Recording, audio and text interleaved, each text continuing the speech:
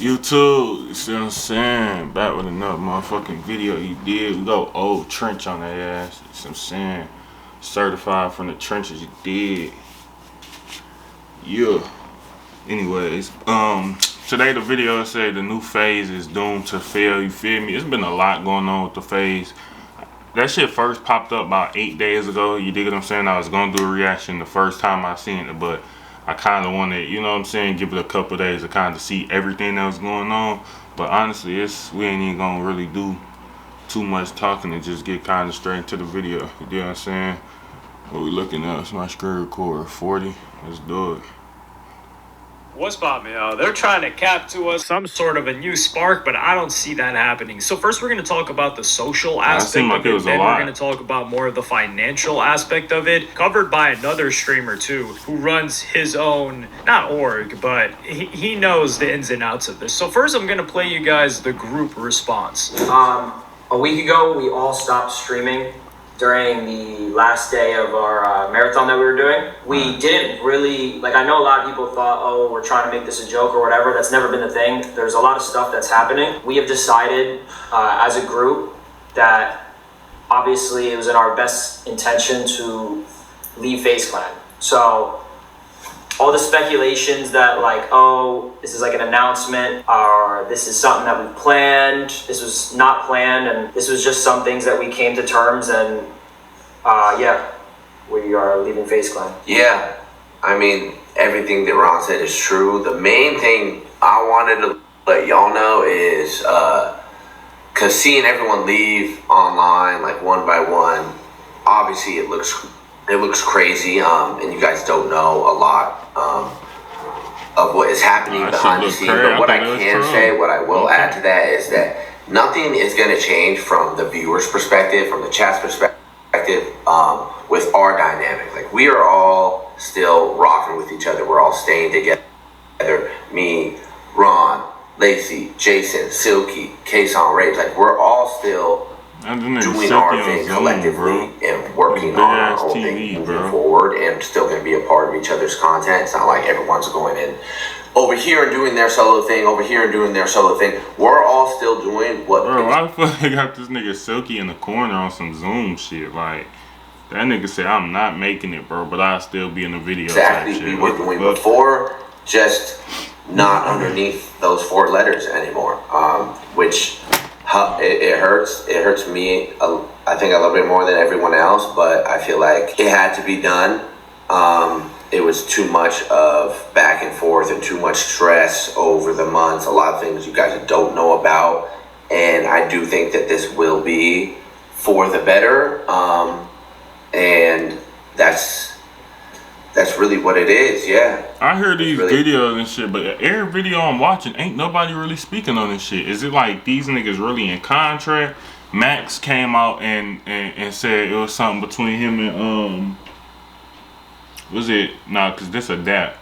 What the fuck is the nigga name Max said, bro?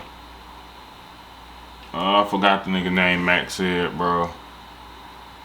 Damn, I forgot the nigga name. But yeah, Max came out and said it had something to do with bro, and then somebody came out and said dog was touching and what's the name on Max? I don't know what's going on. It sound deadified. It sound like it's about money. You know what I'm saying? Yeah, it just seemed like it's a lot of shit going on, but nobody really kind of addressing exactly the rumors or exactly what it is. Like I said, I don't know if these niggas in contract.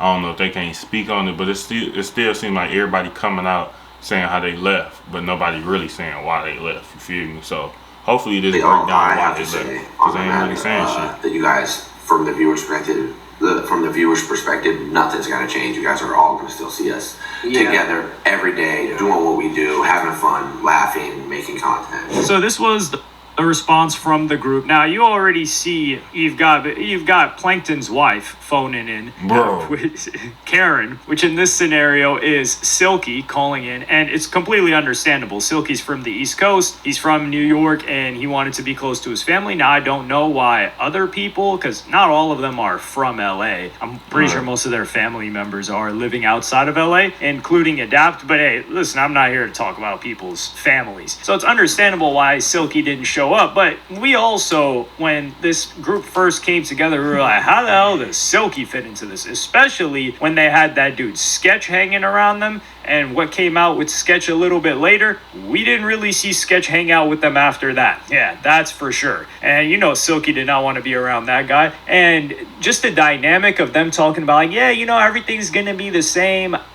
Is it? I mean, this was the most put together. If you want to talk about industry plant groups, this was it. They won back-to-back Org of the Year. They put out great content. Don't get me wrong. It's just like industry plants put out straight fire. Baby Keem, his album was straight fire. Baby Keem, we're waiting on that next album. Listen, I know Baby Keem hates me, but that's not going to stop me from loving the music. So Baby Keem was fire artist, just like FaZe was a fire group.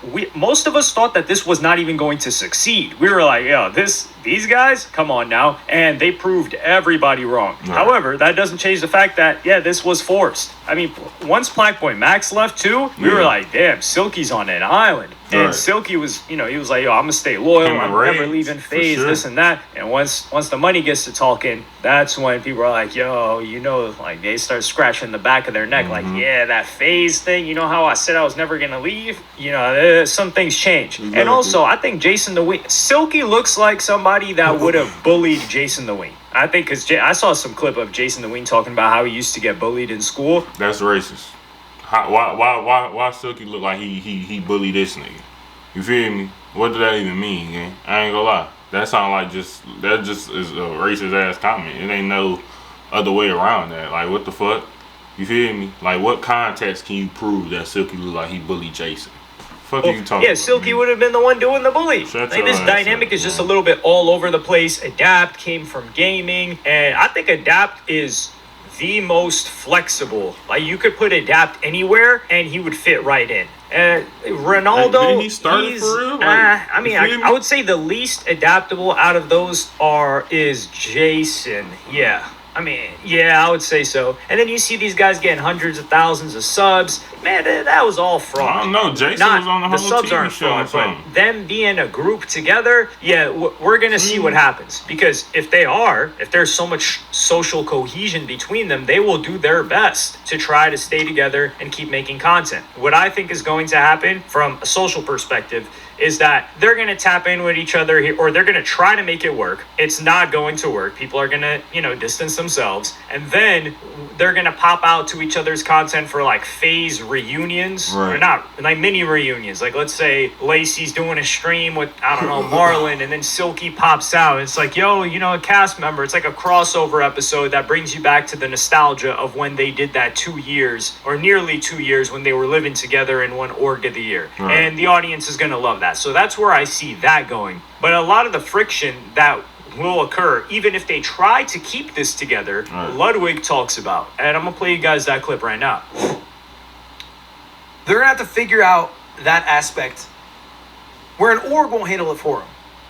So they're going to have to figure out interpersonal things like how much does, Jason the Ween now spend in rent versus Silky versus Lacey versus a shoot. In a shoot, how much does each member have to give up? Is it percentage based? Who's collecting this money? What staff counts as group staff? What staff counts as individual staff? Right. Is somebody fielding deals for them? Or are they fielding their own deals individually? Like, these are all issues which, over time, just kill orgs. That's true. Because it's a very difficult thing to figure out. And it becomes really easy, super easy, to sit there as an individual who has their own community, their own audience, to think, why don't I just do this all myself? Right. This is the biggest problem, because with FaZe, they had all of their cameramen paid for, they had like the editors paid for, they had the house paid for. Right. So most of the expenses were handled. Now, there is such a huge disparity in income between the guys. Like, you've got a Ronaldo who, wasn't he cracking like 50K viewers the other? Listen, Ronaldo is eating. Not only was that guy eating during his Fortnite days, and that's, keep in mind, there was zero expenses associated with him just playing a video game on a desktop stream and all the sponsors and all that. But his second coming, he's made even more money. So let's say he's the top guy there. Man, Jason's eat in as well. But let's just say Ronaldo's the top guy. So you've got a guy making a ton of money, and then you've got people making less money. Now, Silky, he's eating too. All of those guys are eating. They're up. But if you're all paying, how are you going to handle the business side of things? Which is, we need a crib, because the crib ain't free no more. The billionaires said, okay, no money, and we just sunk 10 million into this, cut our losses right now. That's it. We're not going to keep bleeding. This is unsustainable. Which, respect to those billionaires, Matt Kalish in particular. So what's going to happen? Okay, let's get a new house, guys. All right, let's get a new house. Let's say everybody's splitting the rent. Maybe Silky's, let's just say randomly, he's not spending that much time there. He's over there in New York. He's like, yo, I'm paying this rent. Well, why am I paying equal rent to a guy that's making 5 times, 10 times as much bread as me? That's what it is, though. I think the nigga, Matt, what do you say, Matt Kalish? He the co-owner of DraftKings. They said he invested $10 million into FaZe Clan. He paid for the house. You feel me? They ain't really have to pay for nothing. And I think after a while, he put his investments in and was like, bro, I'm gonna need my dividends back. Like, I'm gonna need to. You dig what I'm saying? I'm gonna need to see something. Like, shit, I put my money up front for y'all niggas to eat. Y'all been eating for a good 1.5 2 years straight without me asking for nothing back. Think that nigga was kind of like, I'm gonna need something back. Word on the street, he asked for 10 or 20%. I think it's 20%. And the FaZe members wasn't going. You feel me? Because now they touching cheese for real. They like, you dig what I'm saying? Like, nah, nigga, you ain't getting this shit. So I think he's suing their ass. So we gonna see how that go. But that's the word on the street. That's exactly what it is. He the co-owner of DraftKings, and he invested into FaZe. Add up, right? And then you've got to add the logistics. So who's going to coordinate with the editors? Are they all splitting everything down the middle? And then what if someone's not working as hard? Like, let's say somebody is not showing up to streams, or not streaming as much, not showing up to the collaborations, and they're like, yo, like, you're in the crib, but we never see you. We never do content with you. Like, what's going on here? Like, the money thing is, because they know how much each person makes, because they can just scale it. It's not like when you're at a job, you don't really know somebody's salary. If Silky knows, he's like, okay, I'm making, let's just take random, 10K a month. He's making a lot more than that, I can tell you that much, if he's consistent. But then he knows that this guy's 10 times bigger than him. He knows he's making 100K a month. So every time he's paying rent or whatever, he's like, man, I'm paying equal to a guy that's making way more than me. Right. And I'm not saying his personality is the one that's going to react in that way. But once money gets muddied up like this, and you've got people with different incomes, this is why the sponsor hosting the house made it so easy. It's just going to be friction. And they're going to have to pay more rent than they would pay alone. And they have to live with people. And then there's another aspect to it. The maids, the people that are going to do the cleaning. So and this happens, the more people you get into a household, the more annoying this gets. Because let's say they're all split in the cleaners. One guy's room is always clean. One guy's like, yo, I don't need to pay for the cleaner. I clean my stuff, I keep it clean. One guy's messy as hell. So he's like, yo, I'm paying for this messy dude to have his stuff cleaned up, and I'm not gonna mess my stuff up because I'm just not a messy person. So my room is never gonna get that dirty. And then that's gonna create a new issue, which is payment for that. So all of these different things are going to culminate into this being a disaster, if it even happens from the financial front. But I don't see this happening.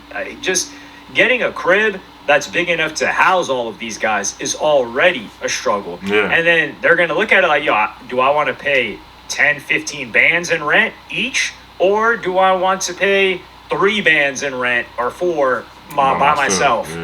And be closer, especially like for a Silky, for instance, and be closer to New York where I want to be, or maybe South Florida where he wants to be.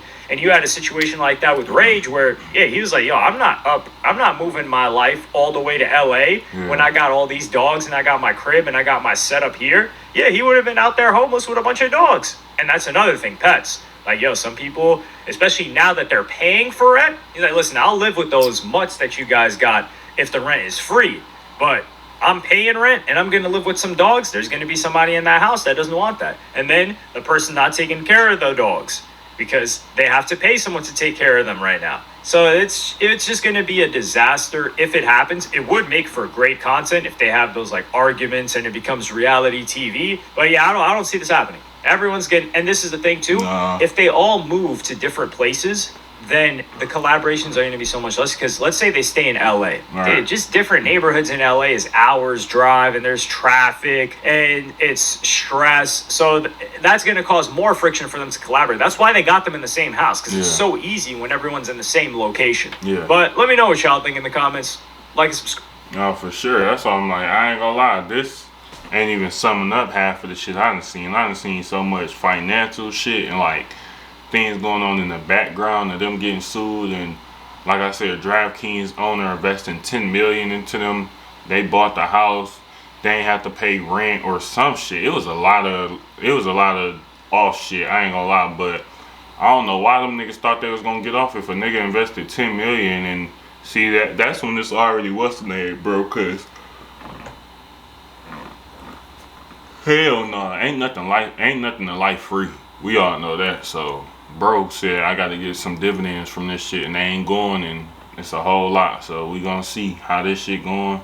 You feel me? This shit was posted 3 days ago, so, and it's only January 4th, so we gonna see how